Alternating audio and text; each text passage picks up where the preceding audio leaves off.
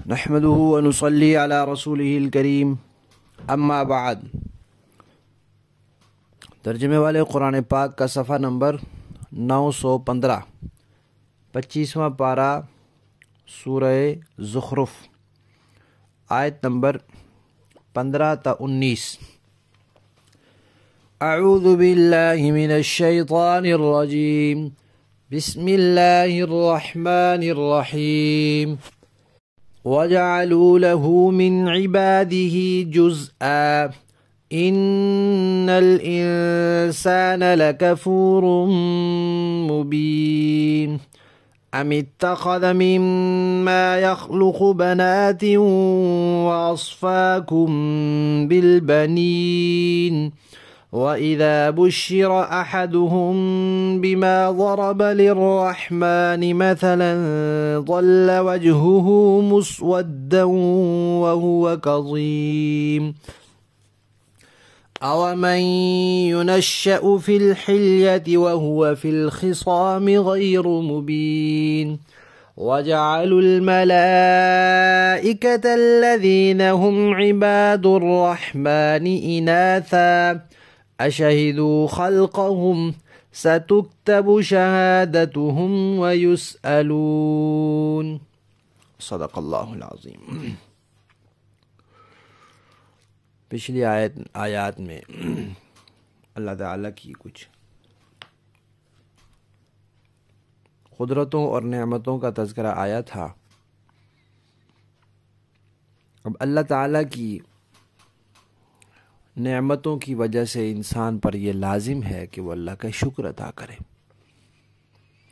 لیکن بہت سے انسان شکر ادا کرنا تو بڑی دور کی بات ہے، اللہ تعالیٰ کے بارے میں جو عقیدہ صحیح رکھنا ہے وہ بھی نہیں رکھتے، اور اللہ تعالیٰ کی گستاخی پر اتر آتے ہیں۔ اور اللہ تعالیٰ کی ذات کے بارے میں سب سے بڑی گستاخی یہ ہے کہ اللہ تعالیٰ کو وحدہ لا شریک نہ سمجھا جائے اور اللہ کی اولاد تجویز کی جائے۔ اللہ تعالیٰ فرماتے ہیں کہ لوگوں نے اللہ کی اولاد تجویز کی ہے، اللہ کا جز، اور وہ بھی اللہ کے بندوں کو، حالانکہ خالق اور مخلوق کے درمیان کوئی شراکت نہیں ہوتی، اور والد اور مولود کے درمیان تو شراکت ہوتی ہے۔ بیٹا جو ہوتا ہے وہ باپ کی جنس سے ہوتا ہے، اور مخلوق تو خالق کی جنس سے ہو ہی نہیں سکتی، یہ سوچا نہیں انہوں نے۔ بیٹا اپنے والد کا جز ہوتا ہے، اسی کے نطفے سے وہ پیدا ہوتا ہے، جبکہ اللہ تعالیٰ کا تو کوئی جز ہے ہی نہیں، یہ بات سوچی نہیں انہوں نے۔ خالق اور مخلوق کا رشتہ اور ہوتا ہے، والد اور مولود کا رشتہ اور ہوتا ہے، تو انہوں نے اللہ کی اولاد تجویز کر لی۔ اللہ کے بندوں کو، اللہ کے جو عبد ہیں ان کو اللہ کا جز بنا دیا۔ کتنی بڑی گستاخی کی بات ہے، اور کتنی بے عقلی اور کم عقلی کی بات ہے۔ اللہ فرماتے ہیں انسان بڑا ناشکرا ہے۔ پھر کہا کہ انہوں نے اللہ کی اولاد تجویز کی، اور اولاد ہوتی ہے دو طرح کی، یا لڑکے ہوتے ہیں یا لڑکیاں ہوتی ہیں، اور یہ خود بھی سمجھتے ہیں کہ لڑکے بہتر ہیں، لڑکیوں کو یہ بہتر نہیں سمجھتے، تو اللہ کے لیے پھر جو اولاد تجویز کرتے ہیں وہ بہتر نہیں تجویز کرتے، اور جو خود یہ چاہتے ہیں اپنے لیے لڑکے چاہتے ہیں اور اللہ کے لیے لڑکیاں بنائی ہیں، کیونکہ یہ کہتے تھے کہ فرشتے اللہ کی بیٹیاں ہیں۔ تو بڑی عجیب بات ہے، اپنے لیے تو تم لڑکے پسند کرتے ہو اور لڑکی کا ہونا عیب سمجھتے ہو، اور پھر وہی عیب اللہ کے متھے لگاتے ہو کہ یہ عیب اللہ کے ہاں پایا جاتا ہے، اللہ کی بیٹیاں ہیں۔ ویسے تو عورت ہونا کوئی بری بات نہیں ہے، لیکن تمہارا اپنا یہ خیال ہے کہ لڑکی ہونا عیب کی بات ہے، بیٹی ہونا عیب کی بات ہے، پھر وہی عیب اللہ کے متھے لگاتے ہو۔ اللہ تو بے عیب ذات ہے، اللہ تعالیٰ تو کمال کی صفات والی ذات ہے، جس چیز کو تم عیب سمجھتے ہو اس کی نسبت پھر اللہ کی طرف کیوں کرتے ہو؟ کیا تمہیں شرم نہیں آتی؟ اور پھر تمہاری اس بات سے یہ لازم آتا ہے کہ جو فرشتے ہیں وہ مؤنث ہیں، تم جو کہتے ہو فرشتے اللہ کی بیٹیاں ہیں، تو اس سے یہ لازم آیا کہ فرشتے مؤنث ہیں، حالانکہ فرشتے نہ مذکر ہیں نہ مؤنث ہیں، جیسے آسمان زمین نہ مذکر ہے نہ مؤنث ہے۔ تو تم نے پھر ان کو بغیر دلیل کے مؤنث کہہ دیا۔ ذرا یہ بتاؤ کہ جب اللہ تعالیٰ نے فرشتوں کو بنایا تھا تم اس وقت وہاں موجود تھے؟ تم دیکھ رہے تھے؟ کیا تمہیں پتہ چل رہا تھا کہ اللہ ان کو مذکر بنا رہے ہیں یا مؤنث بنا رہے ہیں؟ نہ تم وہاں تھے نہ وہاں کی کسی بات کا تمہیں علم ہے، تو پھر تمہارے دعوے کی حیثیت کیا ہے؟ محض جھوٹ کے علاوہ اس کی کیا حیثیت ہے؟ بے بنیاد اور من گھڑت الزام کے علاوہ اس کی حقیقت کیا ہے؟ کچھ بھی نہیں ہے۔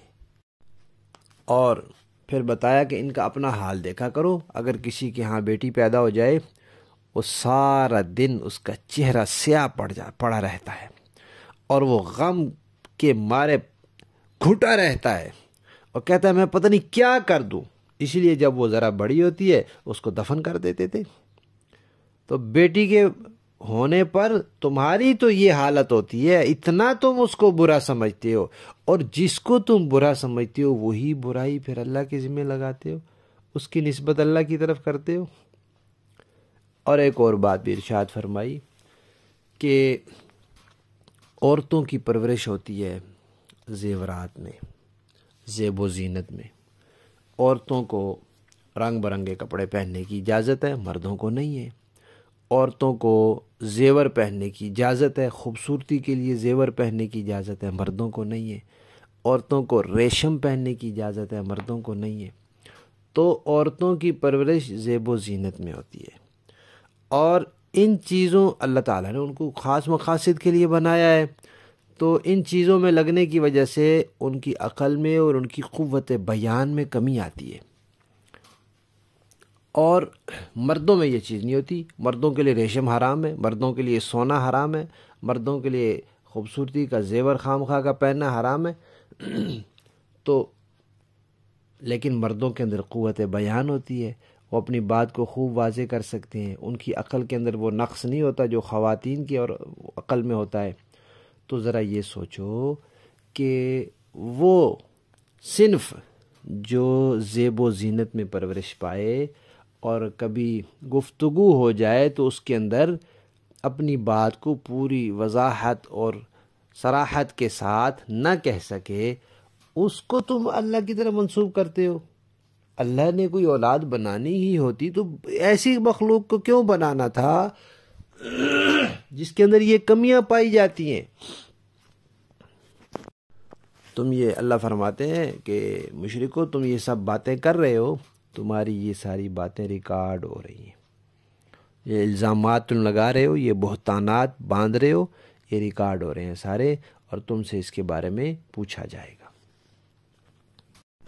لفظی معنی دیکھیے، وَجَعَلُوا، اور انہوں نے تجویز کیے، لہو اللہ کے لیے، من عبادہ اسی کے بندوں میں سے، جزءا اللہ کے جز، اللہ کی اولاد، اِنَّا بے شک، الانسان انسان، لکفور بڑا ناشکرہ ہے، مبین کھلم کھلا۔ کیا اتخذا بنا لی اللہ نے، مما اس میں سے، یخلق جو اللہ خود پیدا کرتا ہے، یعنی اللہ نے اپنی مخلوق میں سے بنا لی اپنے لیے، بناتن بیٹیاں، وَأَصْفَاكُمْ اور تمہیں پسند کیا اس نے، تمہیں چن لیا اور مخصوص کیا اس نے، بالبنین بیٹوں کے ساتھ، وَإِذَا اور جب، بشرا خوشخبری دی جاتی ہے، احدہم ان میں سے کسی ایک کو، بما اس چیز کی، ضربہ جو یہ بیان انہوں نے بیان کی، للرحمن اللہ کے لیے، مثلا مثال، اللہ کے لیے مثال بیان کی نا کہ اللہ کی بیٹیاں ہیں، اسی بیٹی کی اگر اس کو خوشخبری دی جائے، ظل تو ہو جاتا ہے، وجہہ اس کا چہرہ، مسودن سیاہ، سارا دن سیاہ پڑا رہتا ہے، وَهُوَ اور وہ کظیم غم کے مارے گھٹا رہتا ہے۔ آوامن کیا جو صنف یونشأ پرورش پائے فی الحلیتی زیور میں، وَهُوَ اور وہ صنف فی الخصامی جھگڑے میں بحث مباحثہ میں غیر مبین واضح بات بھی نہ کہہ سکے، زور بیان میں وہ قوت نہ رکھے جو مردوں کی ہوتی ہے۔ وَجَعَلُوا اور مشرکین نے بنایا تجویز کیا الملائکۃ فرشتوں کو، الذین وہ فرشتے ہم جو عباد الرحمن رحمان کے بندے ہیں، ان کو کیا تجویز کیا؟ اناثا مؤنث عورتیں، اشہدوا کیا موجود تھے یہ لوگ، خلقہم ان فرشتوں کی پیدائش کے وقت، ستکتب ابھی لکھ لیا جائے گا، شہادتہم ان کا یہ دعویٰ، ان کی یہ گواہیاں، ان کے یہ الزامات اور بہتانات، وَيُسْأَلُونَ اور پھر ان سے اس کے بارے میں سوال کیا جائے گا، پوچھا جائے گا، حساب لیا جائے گا۔ با محاورہ دیکھیں، وَجَعَلُوا لَهُ مِنْ عِبَادِهِ جُزْءًا إِنَّ الْإِنسَانَ لَكَفُورٌ مُبِينٌ اور مشرک لوگوں نے یہ بات بنائی ہے کہ اللہ کا خود اس کے بندوں میں سے کوئی جز ہے، حقیقت یہ ہے کہ انسان کھلم کھلا ناشکرا ہے۔ ام اتخذ مما يخلق بنات واصفاكم بالبنين بھلا کیا اللہ نے اپنی مخلوق میں سے اپنے لیے تو بیٹیاں پسند کی ہیں اور تمہیں بیٹوں کے لیے منتخب کیا ہے۔ وَإِذَا بُشِّرَ أَحَدُهُم بِمَا ضَرَبَ لِلرَّحْمَنِ مَثَلًا ظَلَّ وَجْهُهُ مُسْوَدًّا وَهُوَ كَظِيمٌ حالانکہ ان میں سے کسی کو جب اس بیٹی کی ولادت کی خوشخبری دی جاتی ہے جو اس نے خدائے رحمان کی طرف منسوب کر رکھی ہے تو اس کا چہرہ سیاہ پڑ جاتا ہے اور وہ دل ہی دل میں گھٹتا رہتا ہے۔ أَوَمَن يُنَشَّأُ فِي الْحِلْيَةِ وَهُوَ فِي الْخِصَامِ غَيْرُ مُبِينٍ اور کیا اللہ نے ایسی اولاد پسند کی ہے جو زیوروں میں پالی پوسی جاتی ہے اور جو بحث مباحثے میں اپنی بات کھل کر بھی نہیں کہہ سکتی؟ وَجَعَلُوا الْمَلَائِكَةَ الَّذِينَ هُمْ عِبَادُ الرَّحْمَنِ إِنَاثًا اس کے علاوہ انہوں نے فرشتوں کو جو خدائے رحمان کے بندے ہیں مؤنث بنا دیا ہے۔ اشہدوا خلقہم کیا یہ لوگ ان کی تخلیق کے وقت موجود تھے؟ ستکتب شہادتہم ویسألون ان کا یہ دعویٰ لکھ لیا جائے گا اور ان سے باز پرس ہوگی۔ صدق اللہ العظیم۔